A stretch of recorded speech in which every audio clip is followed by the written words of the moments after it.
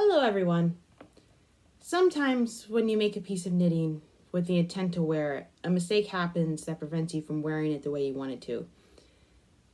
And there's like a hierarchy of mistakes. There's mistakes that are like, okay, this is wearable, but it's not my favorite outfit, versus this mistake is bad and I'm not going to wear it because of this mistake. And today I'm going to fix a mistake on one of these objects that's like, this is a bad mistake that's made it unwearable for me.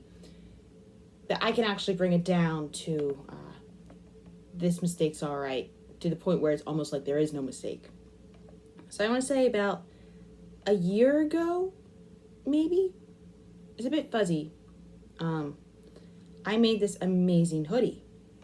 Super amazing hoodie. This is the hoodie right here. Let me back up so you can get the full effect. All right. I found a pattern in like the style that I liked. It wasn't like one of these super feminine hoodies. It was just like the unisex hoodie type. It's in a color that I love. And the yarn texture is a texture I love too. Like, this feels amazing. The mistake on this is the pattern called for a zipper. So I bought a zipper. Let me show you what's wrong with the zipper.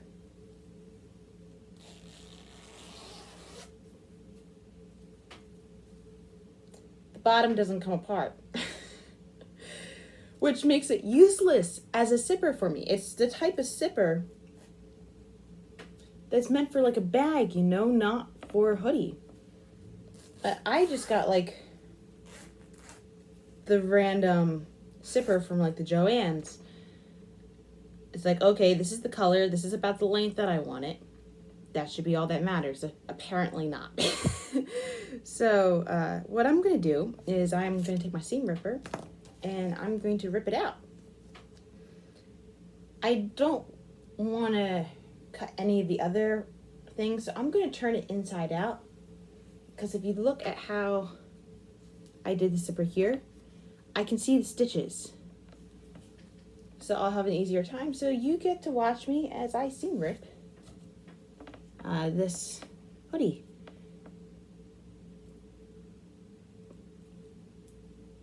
This was actually a pattern in a kid's book. When I found it, it was a pattern by someone that, like, she had a collection of, patterns that she was like the editor for, and I did like at least a third of the patterns in those books. So when I found out she had another book, I was like, yes, let me look at this book. And turns out they were for kids, the second book. It's Knitting in the Sun, the second one, which is like, all right, we're going to have to adapt some of these to make them fit for me, because I'm just a kid at heart, but I'm not the size of a kid, you know.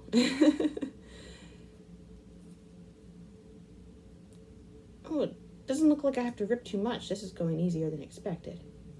See, there's like two parts right here.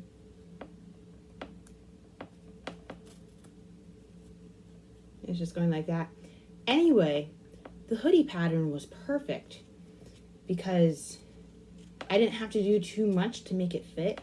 I just had to do the largest size, and the largest size would fit me without any effort.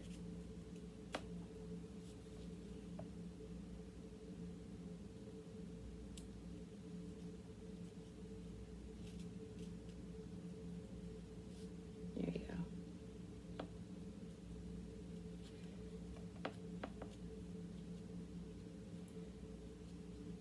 I remember I saw the book in the library and I took pictures of the pattern from the book.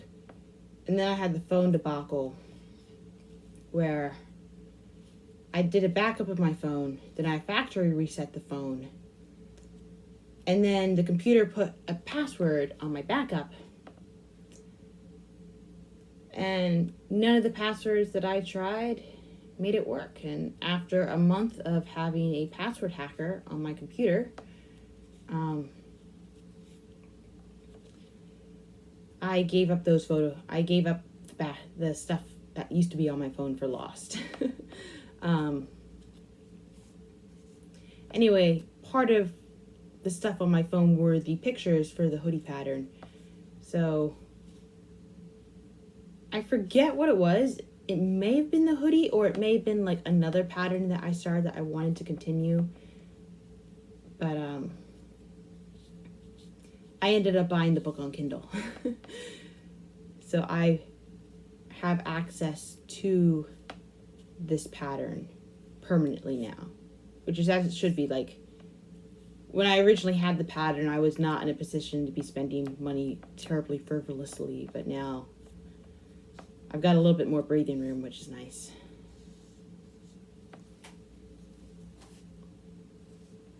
I also remember when I bought the yarn for this too. I was in Maine. When we go to Maine to visit family, like one of the things we do is often visit thrift stores. There's the one thrift store that we visit all the time. But this particular day we went to a different thrift store. Like, my mom and my grandfather's wife had been there before, but I hadn't. I think it was called Marsden's. Anyway, I found it a little bit overwhelming. It was pretty big. But they had a yarn section, which was like, oh, okay. And I saw, like, the skein of yarn, and it was like love at first sight. It's like, that yarn has my name on it. It is now mine. So I think I cleared them out of all the yarn that they had of this style, which was 12 skeins. Because that's like, well, at this point, if I'm going to buy yarn in a particular style, I'm going to buy multiple skeins of it so I can do something substantial, because in most cases, one skein is not enough to do anything big. And it ended up being overkill. Because not only have I made a hoodie from this yarn, I had made a dress. I had made a blanket, like a baby blanket. And I'm sure I've made other things. And I still have several balls of the yarn left over.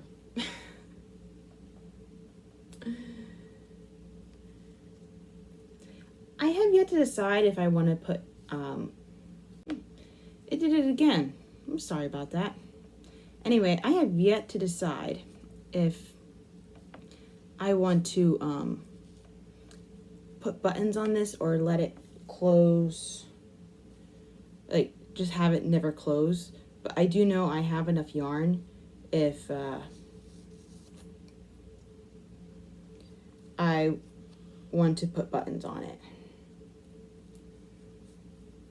When I put buttons on my hoodies or like other things, it usually means just like Rady Mom's button collection, which I have full permission to do. She lets me do it. Although it can be hard to find a matching button. It definitely turns into a treasure hunt in a way. It's like, all right, we want this particular vibe for this particular sweater. And also we want the buttons to match, because I don't want buttons that don't match. I want the symmetry of matching buttons.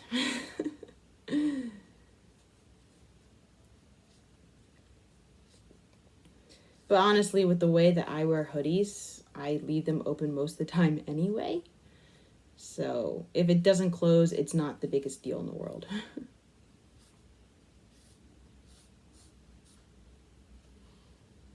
Alright, so this is kind of getting long now, so I'm just going to use a seam ripper to like snip it so I'm not pulling as much through.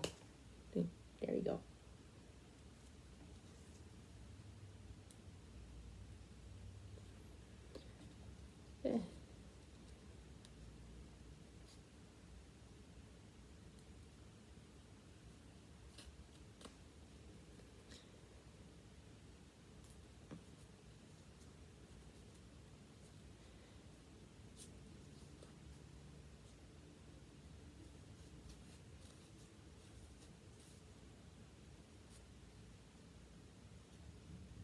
There you go. I'm like, yeah, I'd say I'm like a third of the way through the one side.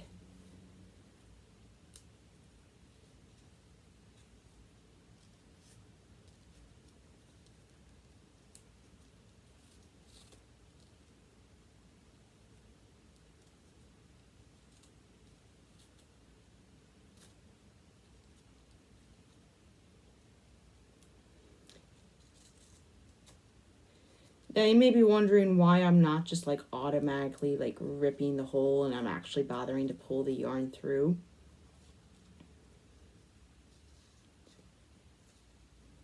And part of the reason for that is the more cuts I make, the more of a mess this is going to be. And trying to pick up yarn scraps, sometimes it's like glitter. It's not as annoying as glitter, but sometimes it's like glitter where it's like, okay, you have a bunch of little furry things. It will never be clean again. Here,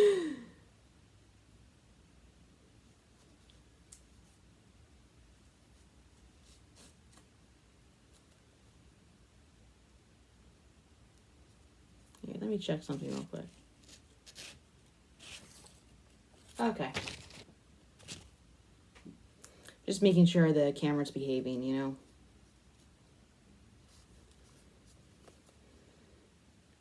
Sometimes machines like to become sentient, and when they do, they become rather saucy, and you have to tell them, no, I am the biggest diva. Only people who experience human emotions are allowed to be divas.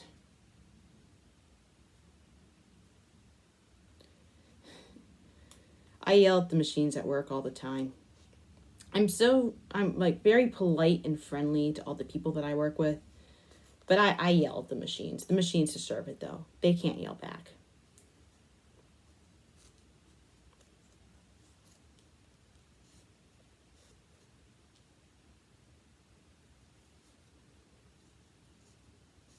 It's kind of weird like how certain machines kind of get like their own little idiosyncrasies, you know? And like you work at a certain machine over and over again, it's like, okay, I recognize this little habit that you have. I like if someone came up to you for the first time, they would get thrown off, but I understand you now.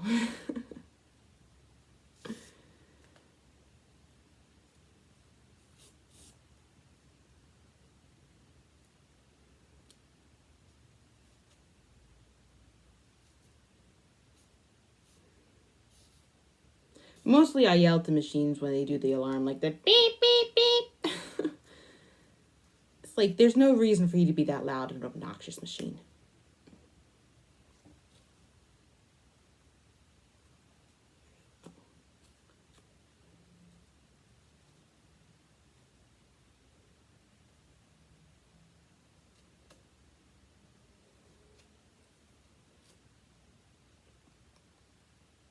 Yeah, so I actually, before I started filming this video, I actually spent like 6 hours trying to sleep and failing.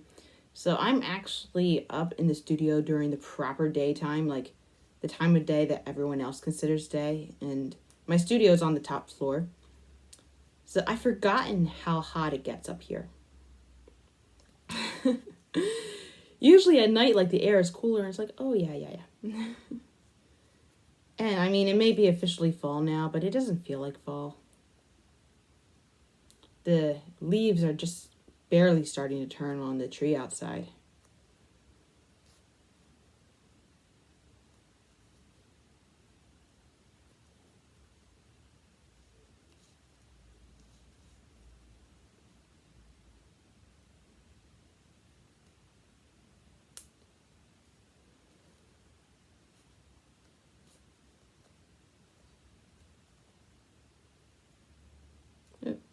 Okay, so another interesting thing is like seeing how you progress on the, if you're like when you're sewing, seeing how you progress on a project, how the stitches change. And it looks like as I got towards the bottom, the stitches got smaller, which means they're a little bit harder to put the seam ripper through. I'm not sure why that happened. It looks like I ended towards the bottom though, because that's where the huge obnoxious knot is. Oh, wait a moment. Excuse me.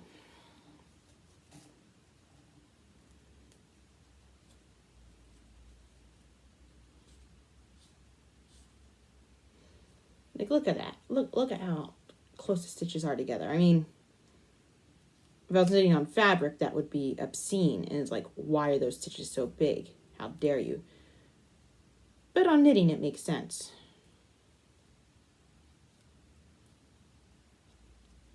What happened there?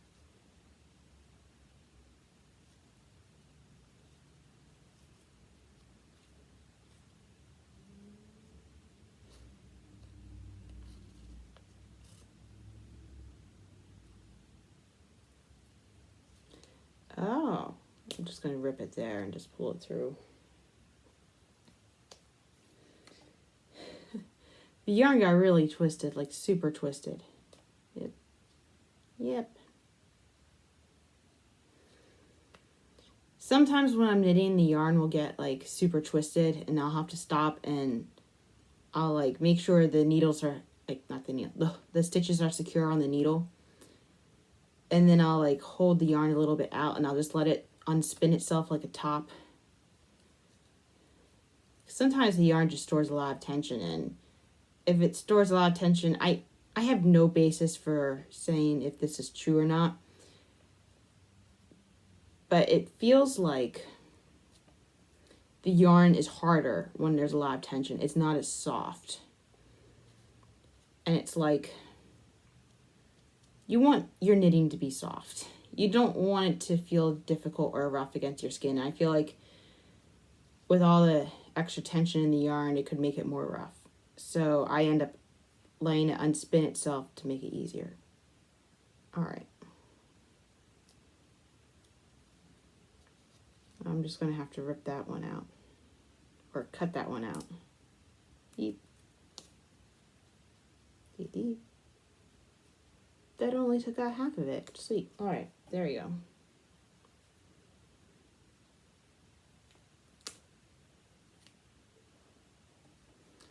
Here we got to the rough part.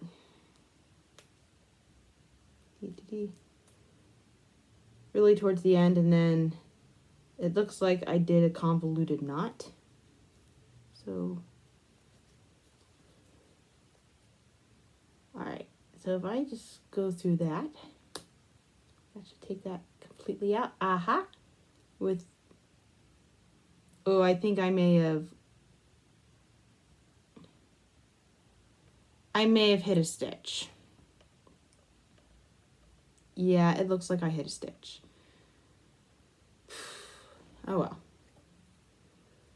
I mean, cutting through 0 stitches with a seam ripper would have been ideal. But 1 stitch ain't bad.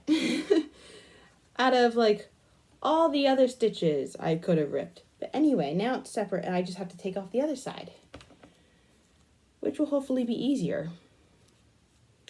Oh, that's why that was happening. I was wondering, like, why was I having like 2 different strands? I was doing a running stitch. So running stitch is literally when you just go up, down, up, down, up, down. So I started at the bottom of, I put the thing on. I started at the bottom of the hoodie. I ran it on the way up, just like a running stitch. And then I went back down the zipper, and the second row filled up the stitches that, like, filled up the spaces with stitches from the first set of stitches. So it was like one continual line, but the stitches weren't made at the same time, you know?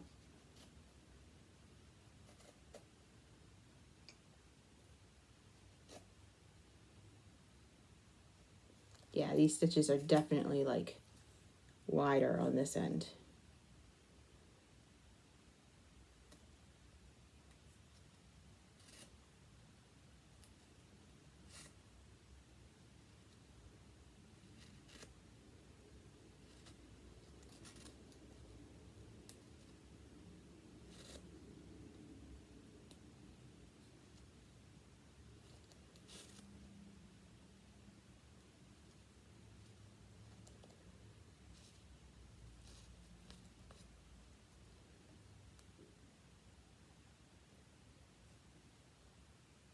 There you go.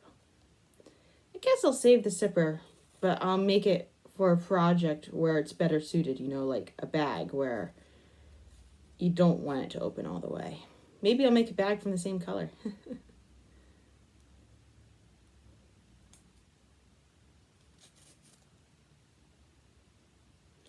Oh, I think that's what, I was trying to think, why did I buy that book? And it wasn't for this pattern that I bought the book again.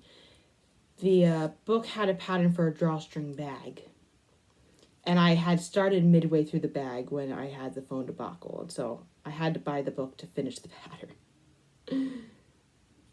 That bag turned out nice too.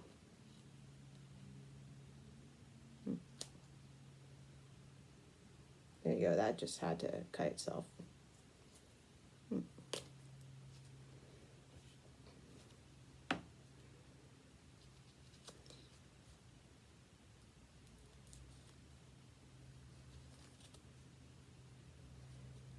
You know, this seems like a tool that I probably shouldn't be trusted with because, I mean, look at that thing. Except I was trusted with very sharp tools from a very young age. So,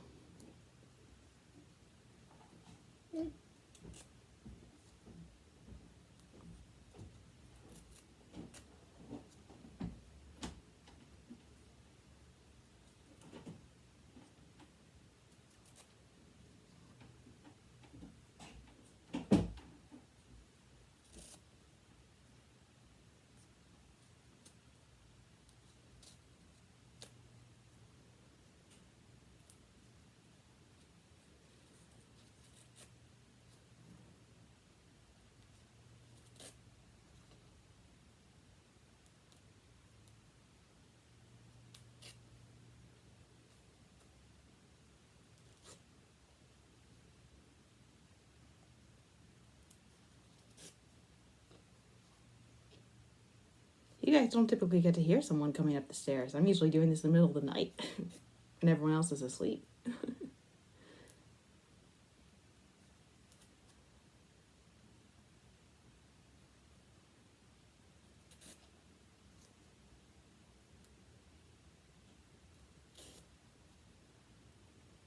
Sounds like Mom went to her sewing room.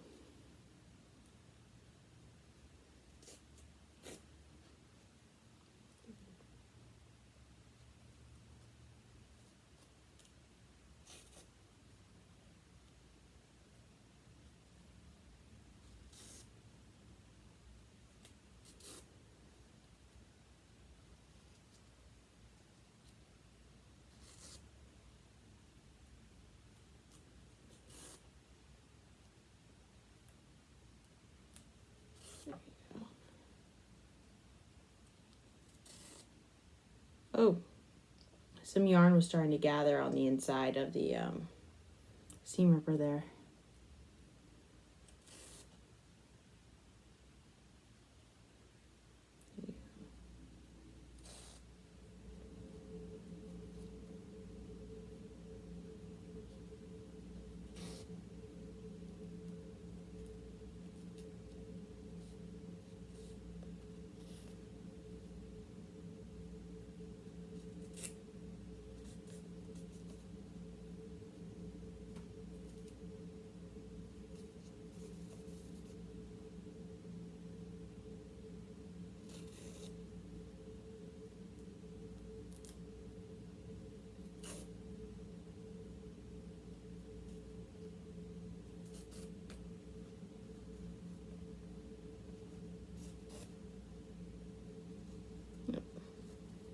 Yarn's getting a bit long and also a little bit too loose. Like if you look at how the yarn is right now, it's getting like too unwinded.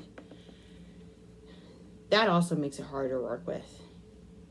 It's almost like Goldilocks, you know? You don't want it too tight or too loose. You want it just right. Can't say Goldilocks is my favorite nursery rhyme. What was my favorite nursery rhyme?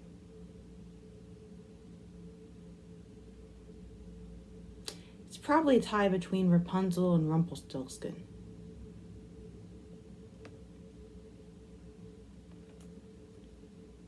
No idea why. I mean, I did have a book about Rumpelstiltskin that it like retold the story 6 different ways.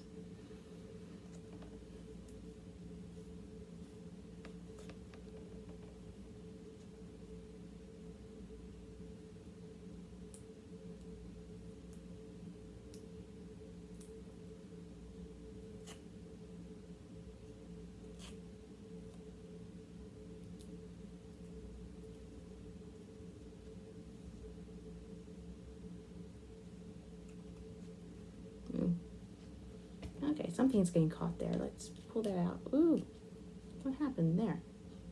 Something got caught on something. All right. Oh yeah, these stitches were much more messier than the ones closer to the top.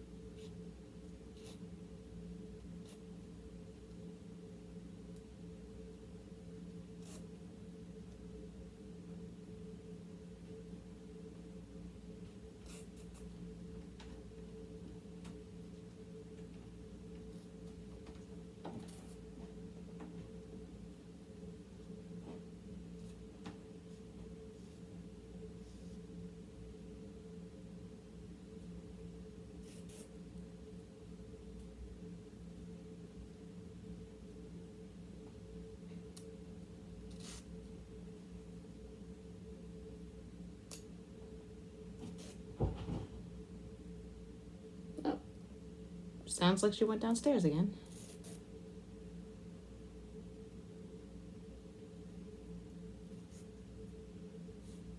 All right. Oh.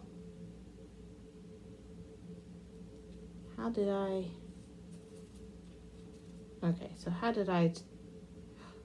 That came out on its own. Look at that. All right. So the zipper is out. A little worse for the wear. The seam ripper is good, even though I just broke my seam ripper, guys. I was trying to take the plastic thing out of this plastic thing, but instead I pulled that out, so I should probably re-glue that at some point. Or buy myself a new seam ripper. I mean, they can't be terribly expensive. But we have an open hoodie once again, which means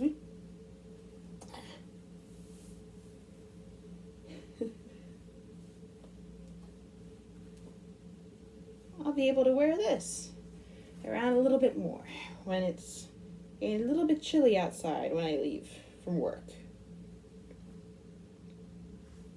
Ta-da! That was today's entertainment. Have a nice day.